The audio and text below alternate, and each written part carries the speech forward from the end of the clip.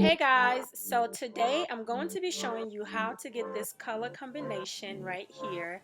These knotless braid color is so beautiful.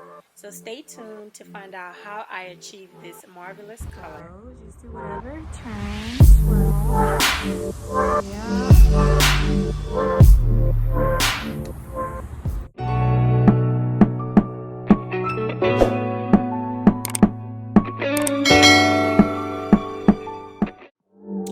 So I achieved this color by mixing color 4, color 613, and color 27. This is color 27 right here.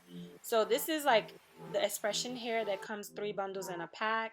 I basically took 1 bundle of each color and I literally mixed it completely together, and literally all I do is do this mixing motion that you see right here until the colors are just completely blended into each other.